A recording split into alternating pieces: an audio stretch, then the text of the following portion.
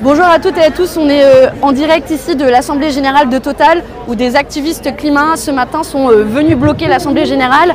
Ils sont venus la bloquer, ils ont été accueillis par des forces de l'ordre, la police, alors qu'ils étaient non violents, ils ont été gazés, réprimés et c'est tout un symbole ici d'avoir des actionnaires qui passent par-dessus des jeunes pour pouvoir se rendre à leur Assemblée Générale et détruire la planète. Parce que Total c'est quoi? Total c'est une machine à broyer la planète, une machine à broyer nos vies.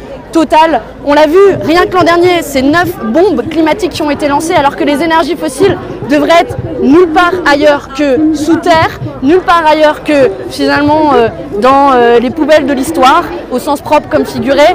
Et c'est sur ce modèle-là que Total fait des profits records, le profit record de l'histoire du CAC 40, profit record aussi de son histoire, et qu'il reverse plus de 10 milliards d'euros qui sont reversés en dividendes à leurs actionnaires, le tout sans évidemment payer le moindre d'impôt. Ils ont d'ailleurs reçu plus d'argent public que les impôts qu'ils ont payés.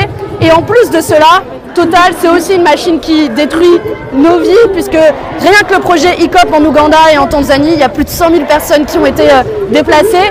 Et ce, alors que nous nous battons au niveau européen pour le devoir de vigilance des multinationales, une régulation qui permettra de traiter, de tirer Total devant les tribunaux, parce que les vrais criminels, ce n'est pas les activistes ici, c'est Total qui devrait se retrouver devant un tribunal. Eh bien Total est en train de saper nos efforts au niveau européen, de multiplier les rendez-vous. Le vote aura lieu jeudi prochain et le vote s'annonce très serré. C'est aussi pour toutes ces raisons qu'on est là ici devant l'Assemblée Générale de Total, parce qu'on sera mobilisé aussi longtemps que nécessaire pour que ce modèle, eh bien, il reste au XXe siècle et qu'on ne les autorisera pas à sacrifier notre avenir et notre planète.